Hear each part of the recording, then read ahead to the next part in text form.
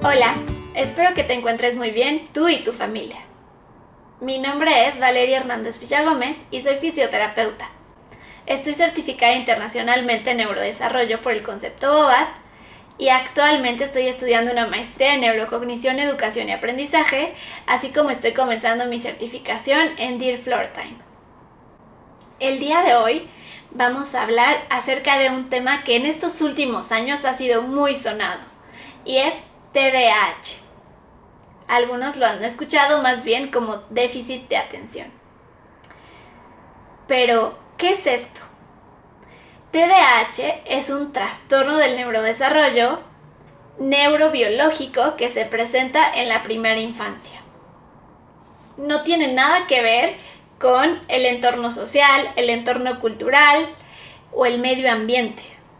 Es algo que ya tenemos neuroanatómicamente y neuroquímicamente. ¿Ok? ¿Qué quiere decir esto? Esto se da por el déficit de una sustancia que nos ayuda a hacer conexiones neuronales que favorecen a los procesos de atención, entre otras cosas. Pero ahora quiero también mencionarles, ¿cuáles son los síntomas de TDAH? Pues son 3.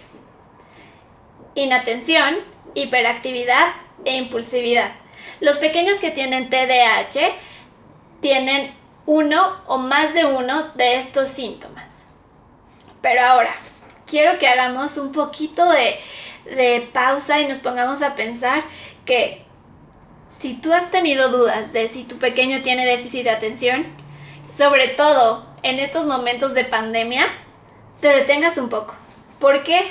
Porque esta situación de la pandemia ha privado a los pequeños de muchísimos estímulos con los que estaban conviviendo o estaban ellos acostumbrados a lidiar día con día. Llámese ruido, llámese movimiento. Pensemos, antes nuestros pequeños salían a la escuela y al salir a la escuela llegaban y corrían más, subían o bajaban más escaleras, escuchaban muchísimo más sonidos porque salían fuera de su casa. Y en estos últimos meses los pequeños han estado únicamente en casa. Escuchan únicamente los ruidos que están dentro de ella. Conviven únicamente con las mismas personas, así como el movimiento no es el mismo.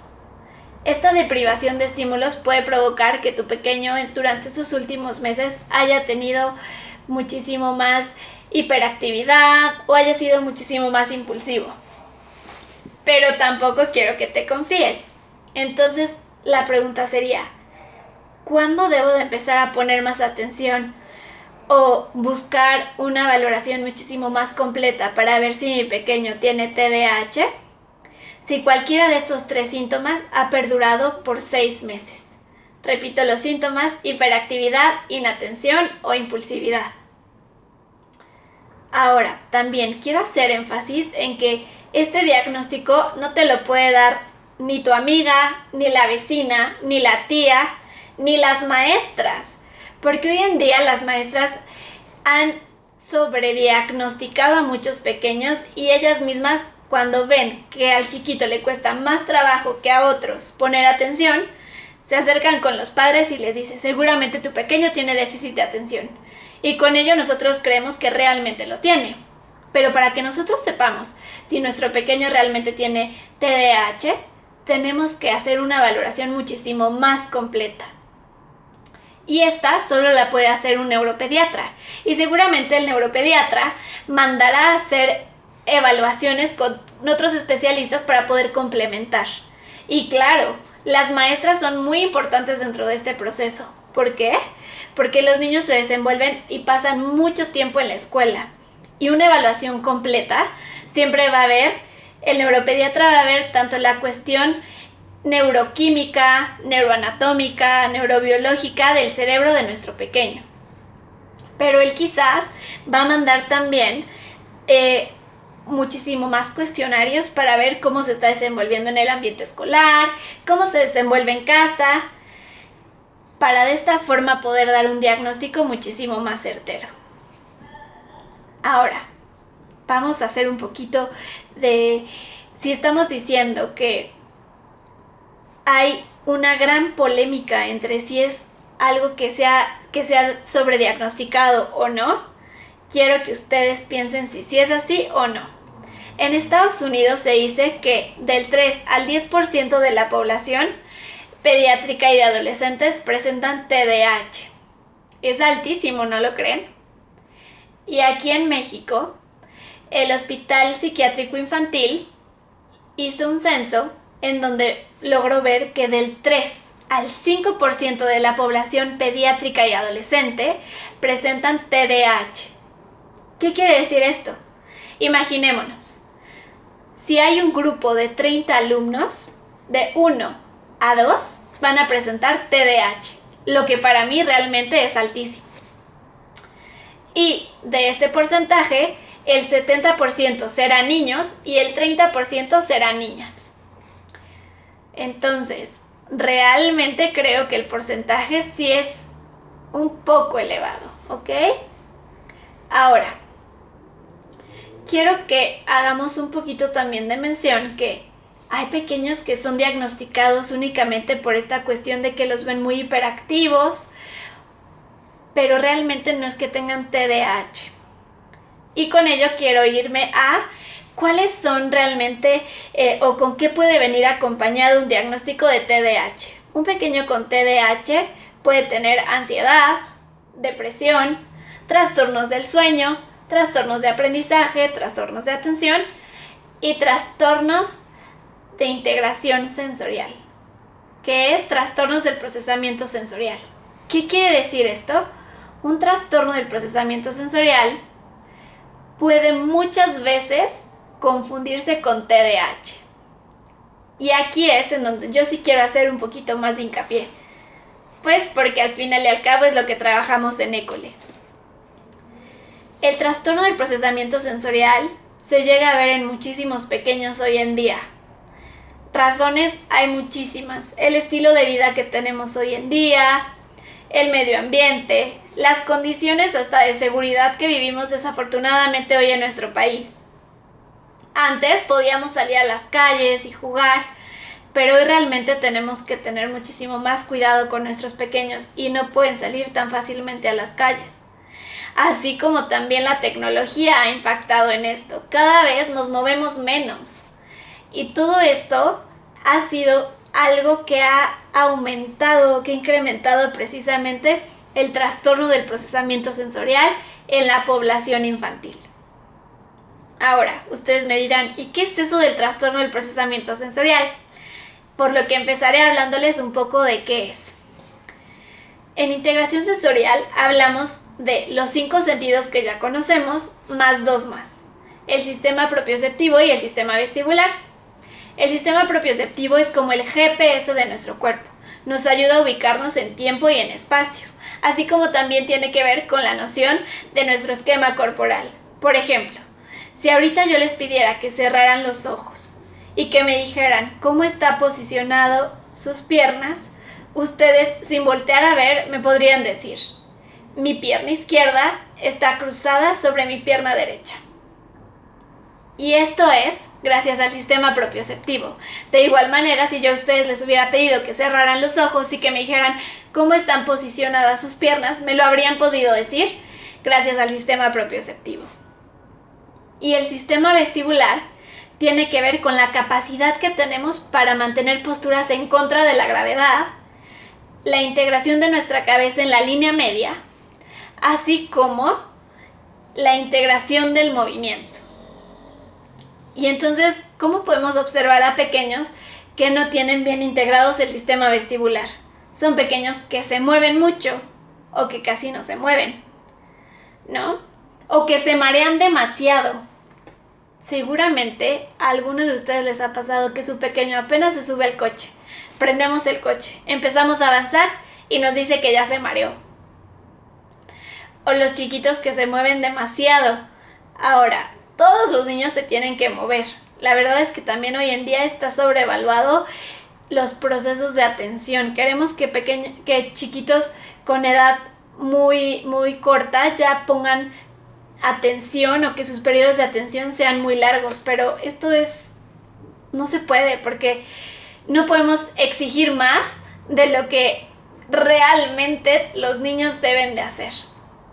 Pero bueno, regresando un poco al trastorno del procesamiento sensorial, entonces, si estamos hablando de estos siete sistemas, a veces se ven afectados 1, 2 o más sistemas, ¿ok?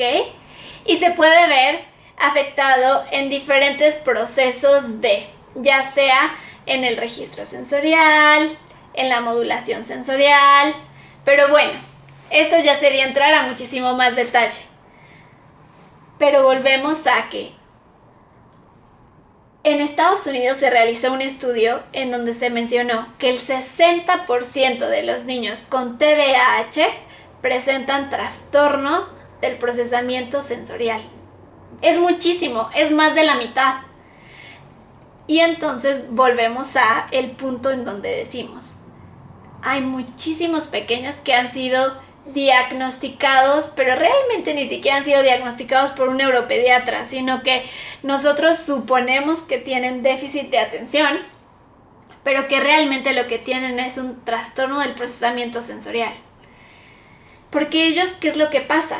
Se distraen fácilmente, ¿no? Pensemos, ellos están realizando una actividad y de repente hay muchas cosas que mirar y entonces se pierden con todo lo que tienen que observar y no ponen atención.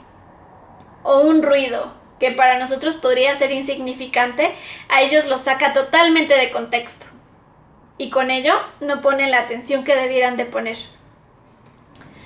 O también chiquitos que tienen trastornos del sueño debidos a un origen sensorial. Chiquitos que necesitan dormir muchísimo más contenidos o que se mueven mucho para poder dormir. Pero también, ¿qué es lo que podemos llegar a observar? Podemos llegar a observar que estos chiquitos se mueven demasiado porque su sistema, su cuerpo les pide moverse porque si no sienten que se pierden en el espacio. Y entonces aquí es en donde yo quiero que ustedes se pongan a pensar realmente. ¿Estoy pidiéndole más a mi pequeño? ¿Se mueve mucho realmente por una cuestión sensorial o por una cuestión neuroquímica o por algo más neurológico? Está complicado, ¿verdad? Pero no quiero que se asusten. Realmente el TDAH es algo muy funcional y sobre todo si trabajamos con nuestros pequeños desde muy temprana edad. Y entonces también, ¿qué creen? El diagnóstico de TDAH no se puede dar hasta después de los 6 años aproximadamente. Y entonces, ¿qué tenemos que hacer antes? Pues antes de que podamos realmente comprobar o ver que nuestro hijo realmente tiene TDAH, podemos comenzar con un tratamiento de integración sensorial. Porque esto le va a brindar a él muchísimo más herramientas para lidiar con su día a día, para que él pueda desempeñar muchísimo mejor sus actividades y que todos los retos que se le presenten logre resolverlos. Precisamente por esto mismo, William Schellenberger en 1995 creó una pirámide del neurodesarrollo y en esta pirámide pone hasta arriba el aprendizaje, actividades de la vida diaria y conducta. Pero ¿cómo es que realmente él plantea el desarrollo? Él pone en un primer nivel los 7 sentidos que ya les mencioné.